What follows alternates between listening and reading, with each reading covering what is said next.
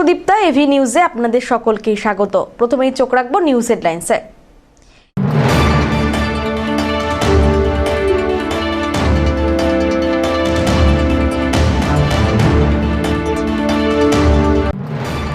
জলপাইগুড়ি জেলায় নতুন খসড়া ভোটার তালিকা প্রকাশ, বাদ পড়ল 1,33,000-এর বেশি নাম।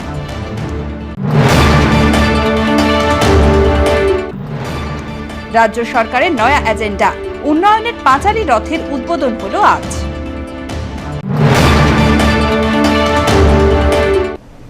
এবার আসছে বিস্তারিত সংবাদে।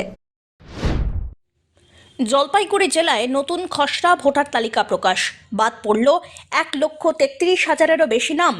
জলপাইগুড়ি জেলায় নতুন খসড়া ভোটার তালিকা প্রকাশ ঘিরে শুরু হয়েছে ব্যাপক রাজনৈতিক চর্চা।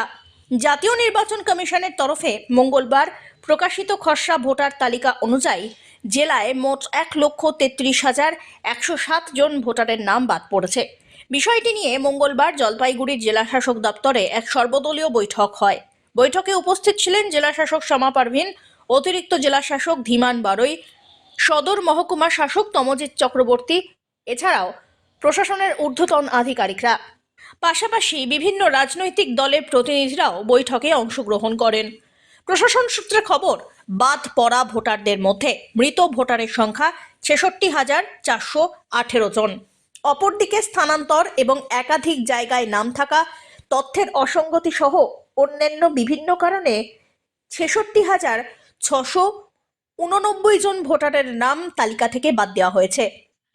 এছাড়াও জানা গিয়েছে মোট 77,439 জন ভোটারকে শুনানির জন্য ডাকা হবে।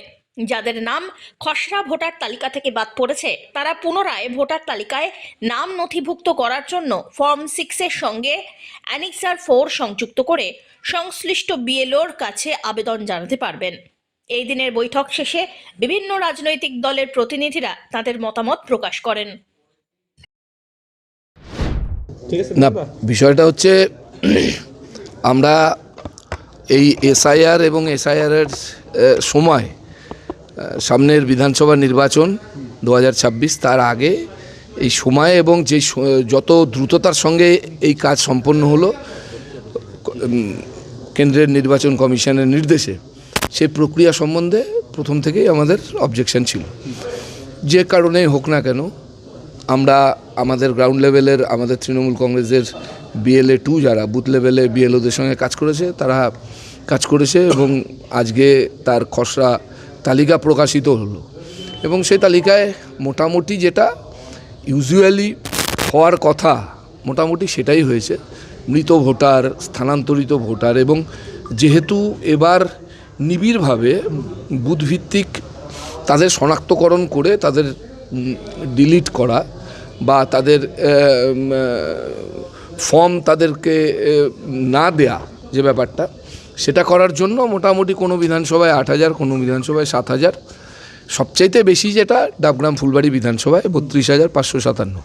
ন্যাচারালি এটা কোনো অস্বাভাবিক ঘটনা নয়, এটা একটা স্বাভাবিক ঘটনা। কিন্তু যেভাবে ঢাক ঢোল বাজিয়ে একটা কেন্দ্রের নির্বাচন কমিশনারের বিভিন্ন বিবৃতি এবং তার পাশাপাশি ভারতীয় জনতা পার্টির যে ধরনের আস্ফালন, বিশেষ করে একটা নির্দিষ্ট ধর্মকে কেন্দ্র করে তাদেরকে বিশেষ শব্দে আখ্যায়িত করে তাদেরকে বাংলা ছাড়া করা হবে বা তাদেরকে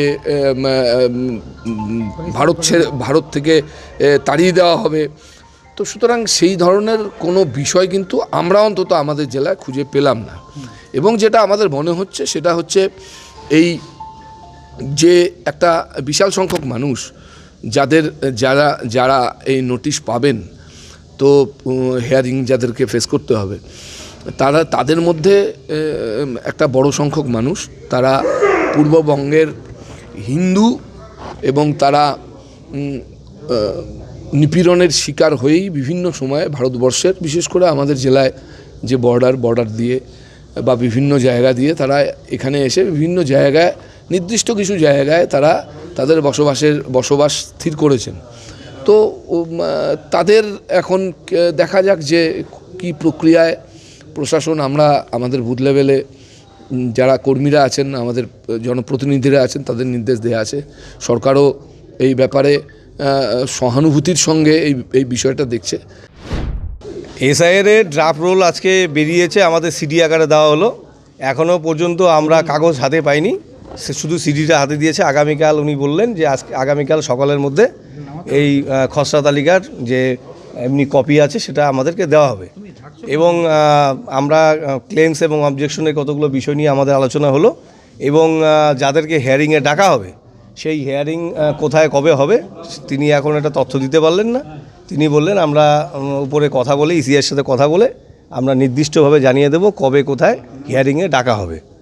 যে পরিসংখ্যানটা এখন পর্যন্ত হাতে এসে বা বেরিয়েছে সেটাই কি আপনারা স্যাটিসফাইড? যেই পরিসংখ্যানে ওনারা দেখাচ্ছেন যে এদেরকেই শুধুমাত্র ডাকা হবে। আমাদের যেটা মনে হয় শুধু এদের নয়, ভোট ম্যাপিংয়ের ক্ষেত্রে যে পরিমাণ লোকের, একজনের পশ্চিমবঙ্গে এমনও লোক আছে, একজন লোক তার 43 জন ছেলে।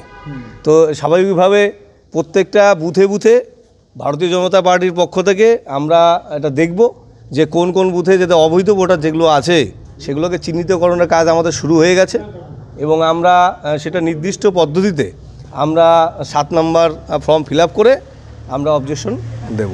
এবং সেই সংখ্যাটা জলপাইগুড়ি জেলার ক্ষেত্রে যেটা দেখানো হচ্ছে তার অন্তত পক্ষে 4 থেকে 5 গুণ হওয়ার কথা। সেটা আমরা যাচাই না করে এইভাবে বলা সম্ভব নয়।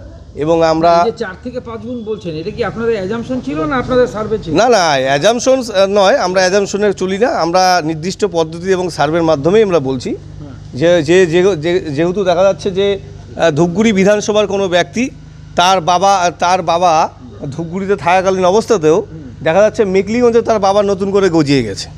আবার দেখা যাচ্ছে যে মেকলিগঞ্জ বিধানসভার কোনো ব্যক্তির নাম, তার নাম জলপাইগুড়ি বিভিন্ন বিধানসভার 2-3টা বিধানসভায় তার নাম বিভিন্নভাবে জমা পড়েছে। তো স্বাভাবিকভাবে ভোট ম্যাপিংয়ের ক্ষেত্রেও দেখা গেছে যে একটা নির্দিষ্টভাবে কোনো ব্যক্তির নাম যদি নির্দিষ্টভাবে একবার যদি ম্যাপিংয়ে হয়ে গিয়ে থাকে, স্বাভাবিকভাবে সেই পরিবার বা সেই 2-3 জনের ম্যাপিংয়ে আসার কথা নয়। কিন্তু তারপরেও বিএলওকে প্রেশার দিয়ে বিভিন্নভাবে হয়রানি করা হয়েছে। ধূপগুড়িতেও দেখেছি তৃণমূল কংগ্রেসের পঞ্চায়েত সমিতির মেম্বার, তার বাবা যাকে দেখানো হয়েছে তার পরিবারের সাথে তার কোনো সম্পর্কই নেই, তিনি বাংলাদেশি ভোটার এবং এখানে এসে পঞ্চায়েত সমিতির মেম্বার হয়েছেন, এবং চুপির সাথে তার নাম একজন অন্য ব্যক্তির নাম তিনি ব্যবহার করছেন। এবং তৃণমূল কংগ্রেসের অনেক লোক এর অবজেকশন করেছে, যারা অ্যাকচুয়ালি রাষ্ট্রবাদী মানুষ তারা এর অবজেকশন করবেই। তো স্বাভাবিকভাবেই এই ধরনের কর্মকাণ্ড ধূপগুড়িতে যেরকম হয়েছে তার পাশাপাশি জলপাইগুড়ি জেলা জুড়ে এই সমস্যা রয়েছে, এবং এইটা আজকে খসড়া তালিকা প্রকাশিত হলো, এবং আমরা আগামীকাল থেকে এটা প্রত্যেকটা বুথে আমরা দায়িত্ব নিয়ে সেটাকে বুথের আমাদের কার্যকর্তার কাছে পৌঁছে দেব, যাতে করে এই ধরনের বাংলাদেশি রোহিঙ্গা যারা আছে তাদের নামটা কাটানো যায়, এবং পশ্চিমবঙ্গে এসআইআর মাধ্যমে যাতে স্বচ্ছ ভোটার তালিকা তৈরি হয় তার জন্য আমরা চেষ্টা করব। প্রথম কথা হচ্ছে যে অনেক পলিটিক্যাল পার্টি অনেক কিছুই বলবে, যা আমরা দেখলাম তাতে প্রথম দিন থেকে আমরা বলছি যে যেদিন এসআইআর শুরু হয়েছে আমাদের পার্টির বক্তব্য পরিষ্কার, কোনো বৈধ ভোটারের নাম যাবে না কাটা। অবৈধ ভোটার অবশ্যই মৃত ভোটারের নাম কাটতে হবে, যেটা একটা গোটা মানে বাংলা জুড়েও হিউজ মৃত ভোটার ছিল। সেখানে সিপিআইএম পার্টি বহুবার ডিএমের কাছে আমরা দিয়েছি। আমরা আমাদের চাপে আজকেও মিটিংয়ে ওনারা বললেন যে আমাদের চাপে জানুয়ারি মাসে কিন্তু অলরেডি 13,000 মৃত ভোটার কেটেছে প্রশাসন, বাদবাকি এখন প্রায় 66,000 সামথিং, প্রায় 79,000 মতন ডেড ভোটার কেটেছে এই লিস্ট থেকে। তাতে ওভারঅল অ্যাবসেন্ট ভোটার সব নিয়ে প্রায় 1,33,000 মতন ভোটের নাম কাটা গিয়েছে। এবার বাদবাকি হচ্ছে 77,000 সামথিং হচ্ছে হিয়ারিং হবে, যাদের কোনো রকম ম্যাপিং পাওয়া যায়নি। আমাদের বক্তব্য পরিষ্কার হচ্ছে যে এখানেও দেখা যাচ্ছে এখন যা লিস্ট পাবলিশ হতো, এখন ড্রাফটও আমরা হাতে পাইনি, আগামীকাল দিবে। এখন যা ফোনাফোনি খবর আসছে তাতে অনেকের বৈধ ভোটার তার নাম দেখা যাচ্ছে রেকর্ডে নেই ফাউন্ড, আমরা বলছি এখানে বলেছি। তাতে আমরা পরবর্তীতে লিস্টটা দেখে আমরা সার্ভে করে তারপরে ক্লেম অ্যান্ড অবজেকশন আমরা যাব। ধীমান রায়ের রিপোর্ট।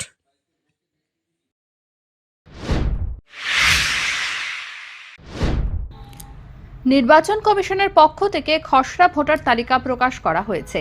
এই উপলক্ষে সকাল থেকে জলপাইগুড়ি সদর বিধানসভার বিভিন্ন বুথে বুথ লেভেল অফিসাররা খসড়া ভোটার তালিকা নিয়ে বসেন।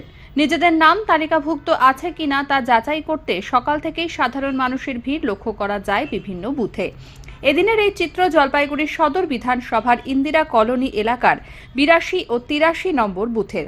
ভোটাররা একে একে বুথে এসে নিজেদের নাম যাচাই করেন এবং প্রয়োজনীয় তথ্য সংগ্রহ করেন। 82 নম্বর বুথের বিএলও অরুণাভ ঘোষ জানান, নির্বাচন কমিশনের নির্দেশ মেনেই সমস্ত কাজ করা হচ্ছে। খসড়া ভোটার তালিকা প্রকাশের পর এই যাচাই প্রক্রিয়ার মাধ্যমে ভোটারদের মধ্যে সচেতনতা বাড়ছে বলেই মনে করছে সংশ্লিষ্টরা।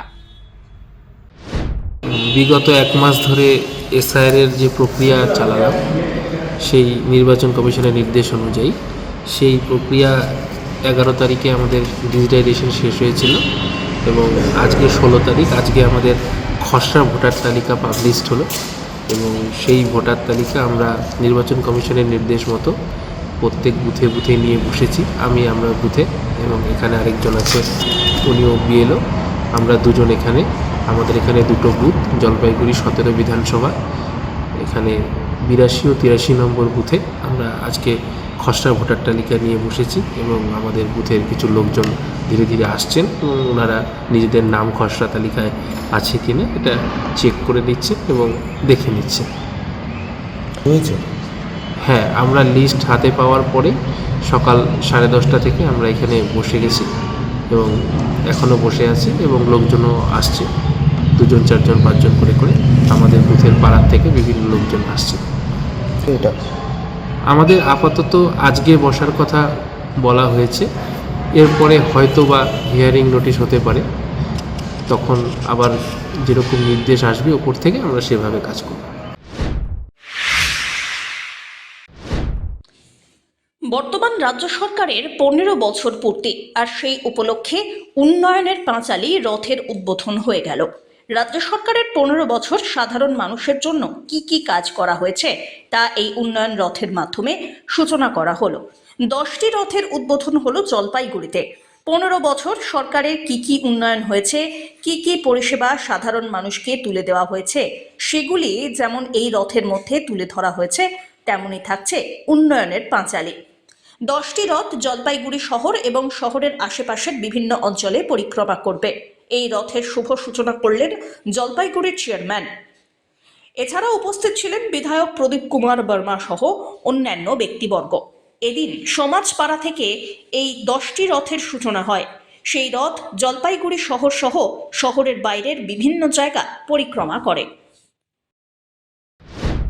আজকে তৃণমূল কংগ্রেসের পরিবারের তরফ থেকে বাংলার মাননীয় মুখ্যমন্ত্রী মমতা বন্দ্যোপাধ্যায়ের নির্দেশে এবং তৃণমূলের সর্বভারতীয় সাধারণ সম্পাদক অভিষেক বন্দ্যোপাধ্যায়ের নির্দেশে আজকে উন্নয়নের পাঁচালীর রথের শুভ উদ্বোধন হল।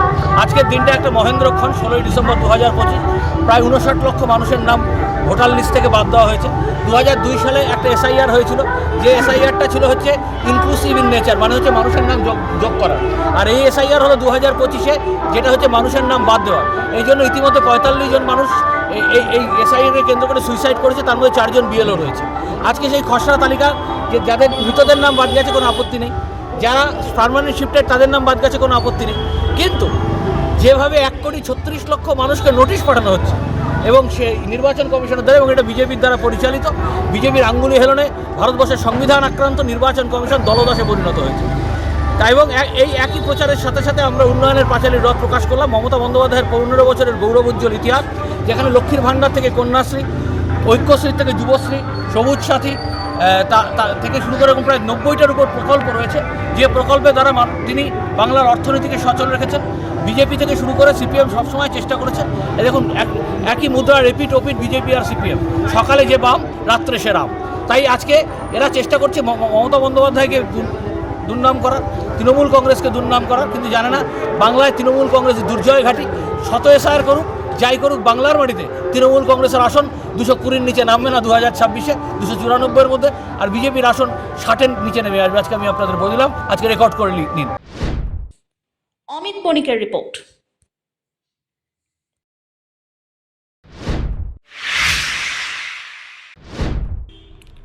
রাজগঞ্জে তৃণমূলের উন্নয়নের পাঁচালী যাত্রার সূচনা।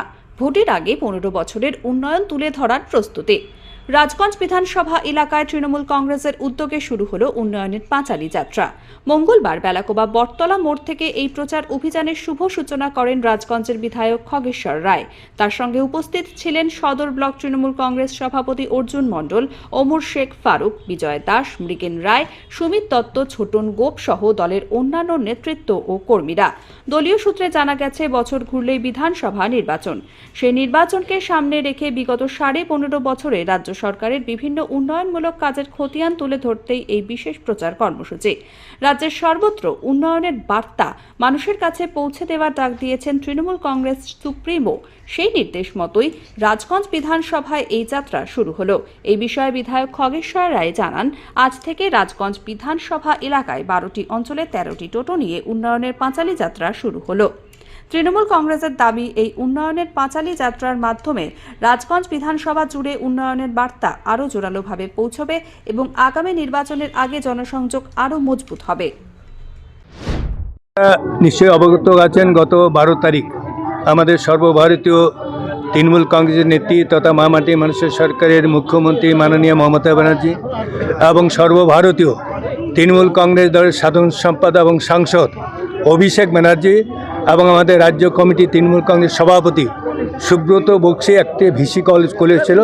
সেদিনে নির্দেশ ছিল যে আজকে আগামী 16 তারিখ থেকে প্রত্যেকটি বিধানসভায় ব্লক ওয়াইজ না, সারা রাজ্যে প্রত্যেকটি বিধানসভায় যে 15 বছরে উন্নয়নের পাঁচালী উন্নয়নের রথ চালু করা হবে নির্দেশ দিয়েছিল। সেই মোতাবেক আজকে জলপাইগুড়ি জেলার রাজগঞ্জ বিধানসভার উদ্যোগে আজকে প্রায় 13টি টোটো উন্নয়নের পাঁচালী, 12টি রাজগঞ্জ বিধানসভার অন্তর্গত 12টি অঞ্চলের যে উন্নয়নের রথ উন্নয়নের পাঁচালী উদ্বোধন করা হলো। প্রাণী উপকর্তা অধিকারের দপ্তরে বিক্ষোভ প্রদর্শন সারা বাংলা প্রাণী শিবির, প্রাণী বন্ধু, প্রাণী মিত্র, এআই ওয়াকার ইউনিয়নের।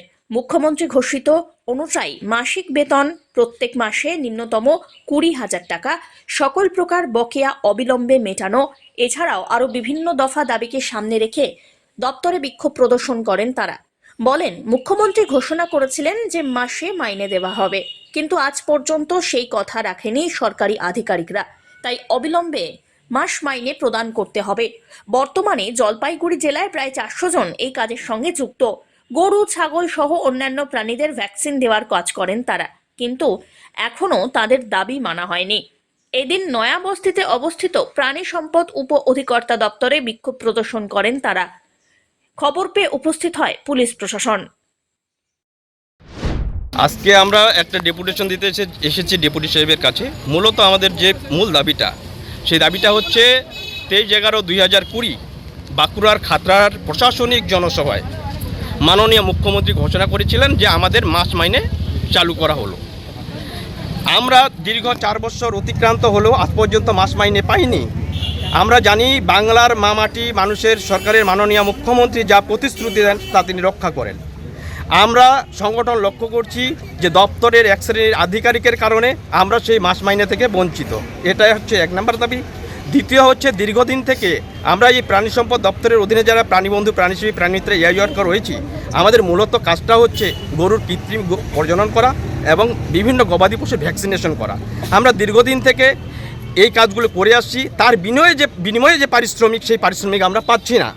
এবং নির্দিষ্ট একটা পয়েন্ট থাকে আমাদের, যে পয়েন্ট যদি আমরা তুলি তবেই আমরা হচ্ছে 5,500 টাকা ইনসেন্টিভ মানে উৎসাহ ভাতা পাই মাসে।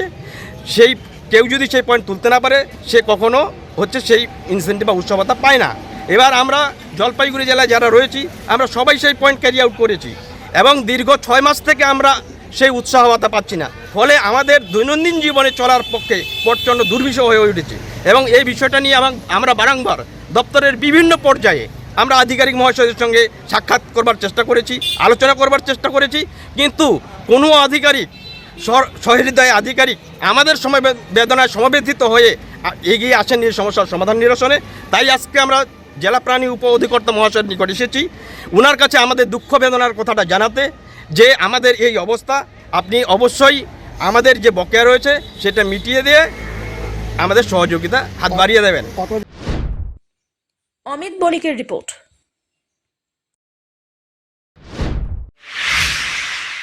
ব্যুরো নিয়ে নিচ্ছে ছোট্ট একটি বিরতি, ফিরে আসছি বিরতির পর, সঙ্গে থাকুন।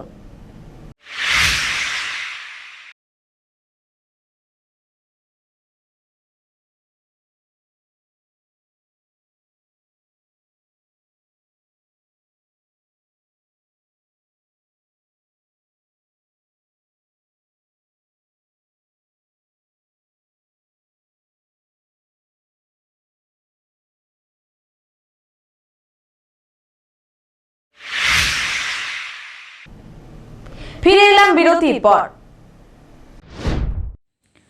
আলাদা কামতাপুর রাজ্যের দাবিতে জলপাইগুড়ির ময়নাগুড়িতে রেল অবরোধ কর্মসূচি কামতাপুর স্টেট ডিমান্ড কমিটির। ময়নাগুড়ির বেদগাড়া এলাকায় হলো জমায়েত। আলাদা রাজ্য, ভাষার স্বীকৃতি এবং কেএলও চিফ জীবন সিং এর সঙ্গে শান্তিপূর্ণ আলোচনা দ্রুত সম্পন্ন করার দাবিকে সামনে রেখে হয় অবরোধ কর্মসূচি। উত্তরবঙ্গের ময়নাগুড়ির পাশাপাশি উত্তর দিনাজপুর এবং অসমের 3 জায়গায় রেল রোকো কর্মসূচি নিয়েছে স্টেট ডিমান্ড কমিটি। ঘটনাস্থলে ময়নাগুড়ি থানার পুলিশ আর রেল পুলিশ কর্মীরা পৌঁছন। রেল চলাচল পরবর্তীতে স্বাভাবিক হয়। আন্দোলনকারীদের রেল লাইনে ওঠার আগেই আটক করে রাখে পুলিশ এবং রেল কর্মীরা। একই সঙ্গে আন্দোলনকারীদের সঙ্গে রেলের আধিকারিকদের পর্যায়ক্রমে আলোচনাও চলছে বলে জানা গিয়েছে। এদিন একাধিক দাবি দাওয়া নিয়ে কেএসডিসি, কেপিপি, একেআরএসইউ, কেপিপিইউ, জিসিপিএ সহ আরও রাজবংশী এবং কামতাপুরী সংগঠনের সদস্যরা যৌথভাবে রেল অবরোধের ডাক দেন। আন্দোলনকারীদের বক্তব্য, উত্তরবঙ্গের জন্য পৃথক রাজ্য গঠন, গ্রেটার কোচবিহার রাজ্যের পুনর্গঠন, কোচ রাজবংশী জনগোষ্ঠীর মাতৃভাষাকে জনজাতির মাতৃভাষা হিসাবে সাংবিধানিক স্বীকৃতি প্রদান, এই সমস্ত দাবি নিয়ে দীর্ঘদিন ধরে আন্দোলন চলছে। এই দাবির বাস্তবায়নের দাবিতেই এই রেল রোকো অবরোধের ডাক, যদিও সমগ্র পরিস্থিতির ওপরে নজর রেখেছে প্রশাসন। হ্যাঁ, আচ্ছা, আমরা বহু চর্চিত আমার এই বিষয়টা আমরা জানি যে দীর্ঘদিন ধরিয়া যে কামতাপুরের আন্দোলন গণতান্ত্রিক এবং সশস্ত্র সংগ্রাম, সেই সশস্ত্র সংগ্রামের চিফ অর্থাৎ অধ্যক্ষ যা চেয়ারম্যান মাননীয় জীবন সিংহ ডাঙ্গুরিয়া, মাননীয় জীবন সিংহ ডাঙ্গুরিয়া 30 বছর অতিক্রম করিয়া 33 বছরে ভারত সরকারের সঙ্গে 3 বছর ধরিয়া শান্তি আলোচনা সম্পন্ন করিয়া শান্তি চুক্তিত বসিয়া আছে। ভারত সরকার এই শান্তি চুক্তি সম্পন্ন করিবার বাদে খানিক ঢিলেমি করি দিচ্ছে। সেই ঢিলেমিকে আমার ত্বরান্বিত করিবার জন্য এবং আমার যে সত্যিকারের একটা বৈধ দাবি, ন্যায্য দাবি, এটা ঐতিহাসিক দাবি, সেই দাবি যে এতদিনে যে চাপা দিয়া রাখিছে, সেই জন্য কেন্দ্র সরকার এই আমার সেই শান্তি চুক্তি খুব মানে অতি সত্তর যেটা কয় মানে খুব তাড়াতাড়ি আমাকে দিবার লাগবে।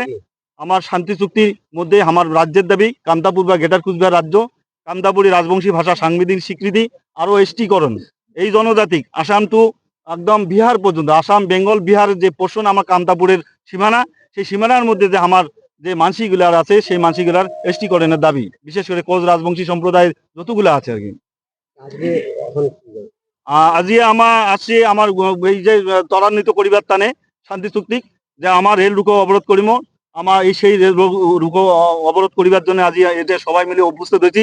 আরো কিছু মানসি আলা আছে রাস্তাত পড়িয়া আছে, আসিবার পাশে নাই, রাস্তা খুঁজি পাশে নাই, এরকম পরিস্থিতি আছে। এই জন্য আজ এতে আমি উপস্থিত হয়েছি। এটা এইটা আমার সার্থক করিবার জন্য, শান্তি চুক্তি সার্থক করিবার জন্য আমরা এটা উপস্থিত হয়েছি। মাননীয় জীবন সিংহ ডাঙ্গুরিয়া আর আমার কেএলও কেএন চেয়ারম্যান আমার ডিএল কোচ ডাঙ্গুরিয়া ওমার যেন শান্তি চুক্তি ইমিডিয়েট বসিবার পরে এটা অনির্দিষ্টকালের জন্য করা হয়েছে। যতদিন না আমার এই কথা না দেয় সরকার, ভারত সরকার, যে শান্তি চুক্তি এখন যদি না হয় তাহলে আমরা অবরোধ চালাই দিয়ে থাকি যতক্ষণ না পর্যন্ত। পিনাকি শিলের রিপোর্ট।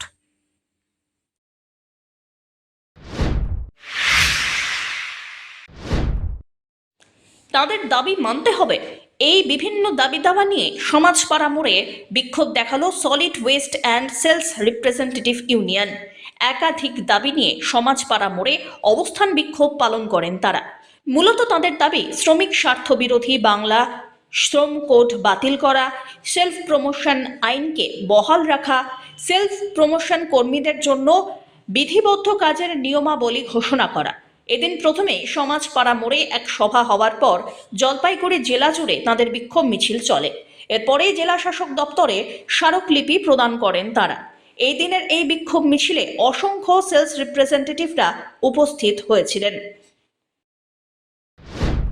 আমরা federation of medical and sales representative association of India Paschimbanga রাজ্যে আমরা হচ্ছে West Bengal medical and sales representative union, আমরা সিআইটিউর নেতৃত্বে এই যে গত 21শে নভেম্বর কালা শ্রম কোড লাগু করার সিদ্ধান্ত কেন্দ্রীয় সরকার গ্রহণ করেছে, আমরা তার প্রতিবাদে আমরা সেটাকে শুধু নিন্দা করছি না, আমরা তার প্রতিবাদে আমরা সারা দেশের বিভিন্ন রাজ্যের বিভিন্ন স্থানে আমরা ধর্ণা বিক্ষোভ এবং আমাদের দাবিপত্র আমরা কেন্দ্রীয় সরকারের কাছে তুলে দিতে চাইছি।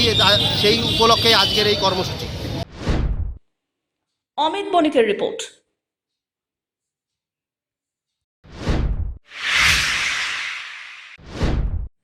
জলপাইগুড়ি শহরের বহু প্রতীক্ষিত অমৃত প্রকল্পের পানীয় জলের পরিষেবা চালু হতে চলেছে, এমনটাই দাবি জলপাইগুড়ি পুরসভার। তিস্তা নদীর জল সরাসরি শহরে পৌঁছে দেওয়ার লক্ষ্যে এখন শেষ মুহূর্তের প্রস্তুতি চলছে। পুরসভা সূত্রে খবর, তিস্তা থেকে সংগৃহীত জল সুকান্তনগরে অত্যাধুনিক ওয়াটার ট্রিটমেন্ট প্ল্যান্টে পরিশোধনের পর শহরের বিভিন্ন এলাকায় সরবরাহ করা হবে। এই জল হবে সম্পূর্ণ ব্যাকটেরিয়া, আর্সেনিক, ভাইরাস আর আয়রন মুক্ত। বর্তমান প্রকল্পের প্রায় 70% কাজ সম্পন্ন, বাকি কাজ চলছে অত্যন্ত দ্রুত গতিতে। পুরসভার চেয়ারম্যান সৈকত চট্টোপাধ্যায় জানান, আগামী 28 বা 29 তারিখের মধ্যে কাজ শেষ হওয়ার কথা। সব ঠিক থাকলে 31 ডিসেম্বর আনুষ্ঠানিক উদ্বোধন হবে প্রকল্পের। তবে উদ্বোধনের পর প্রথম 1 মাস এই জল পান না করার জন্য সাধারণ মানুষকে অনুরোধ জানিয়েছেন চেয়ারম্যান। দীর্ঘদিন ব্যবহৃত না হওয়ায় পাইপলাইনে জমে থাকা ময়লা পরিষ্কার হতে সময় লাগবে। প্রাথমিকভাবে এই জল গৃহস্থলীর কাজে ব্যবহারের পরামর্শ দেওয়া হয়েছে। সব মিলে অমৃত প্রকল্প চালু হলে জলপাইগুড়ি শহরের পানীয় জলের সমস্যার বড় সড় সমাধান হবে, এমনটাই আশাবাদী পুর প্রশাসন। মানে প্রাক্তন যিনি মন্ত্রী ছিলেন এবং এসডিএ চেয়ারম্যান ছিলেন অশোক ভট্টাচার্য, সেই সময় শিলান্যাস করে করেছিলেন। এটা একদম পরিকল্পনার একদম অভাব। কিন্তু তারপরে আমরা বলছি, আমরা এসডিডিএকে দিয়ে একটা অনুরোধ করেছিলাম যে দ্রুত এই সেতুকে সম্পন্ন করবার জন্য কাজ, এবং তারপরে তারা পিডব্লিউডির কাছ থেকে রিপোর্ট চেয়েছিল। পিডব্লিউডি আবার তাদের বলেছে একবার খড়গপুর বা যাদবপুর এই স্তরে কারোর থেকে একবার সেতুর যে স্ট্রাকচারাল ক্যাপাসিটি টেস্ট একবার করিয়ে নেওয়ার জন্য। তা এখন এই পর্যায়ে রয়েছে। আমরা বারবার বলছি যে একটা অ্যাপ্রোচ করে যাতে ছোটো গাড়ি চলার মতো ব্যবস্থা করে দেওয়া যায়। এ নিয়ে এসডিডিএ চেয়ারম্যানের সাথে আমাদের কথা হয়েছে, কারণ এটা এসডিডিএ করছেন যেহেতু। আমরা মিউনিসিপ্যালিটি যদি এসডিডিএ আমাদের বলে যে না আমরা ওই উঠতে পারবো না, তাহলে মিউনিসিপ্যালিটি সামনে পিছনে ওই মানে নামার ওঠা নামার রাস্তাটাও করে দিতে পারবে। কিন্তু এখন যেহেতু SDDA and Jalpaiguri municipality sail on the same board, তাই জন্য আমরা এসডিডিএকে বলেছি যে দেখুন যাতে মার্চ এপ্রিলের আগে এটা কিছুটা সম্পূর্ণ এগোনো যায় কাজটা। কি আশা, পাবলিক কি আশা করতে পারে? চেষ্টা করছেন এসডিডিএ চেয়ারম্যান। আমি বলতে পারি আর সামনেটা ওই আবর্জনা পড়ে নোংরা। দেখুন, একটা জায়গা যদি আপনার দীর্ঘদিন ধরে কোনো কিছু ফ্র্যাজাইল কন্ডিশনে পড়ে থাকে এবং সেখানে মানুষের আনাগোনা না থাকে, তাহলে সেক্ষেত্রে একটা আবর্জনা জমার তো একটা প্রবণতা থাকে। তবুও আমরা বারবার পরিষ্কার করছি, এলাকায় সচেতন করছি মানুষকে না ফেলার জন্য। মানুষের সচেতনতারও প্রয়োজন আছে। সব্যসাচী মজুমদারের রিপোর্ট।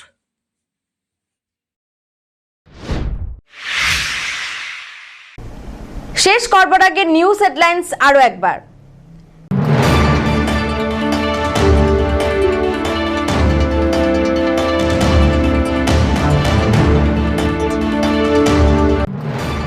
জলপাইগুড়ি জেলায় নতুন খসড়া ভোটার তালিকা প্রকাশ, বাদ পড়ল 1,33,000-এর বেশি নাম।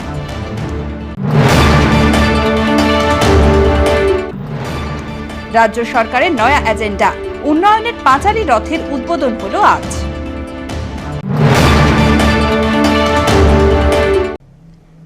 এখনকার মতন এভি নিউজ এ পর্যন্তই। পরবর্তীতে আসছি আরো সংবাদ নিয়ে। দেখতে থাকুন আমার ভিশন। নমস্কার।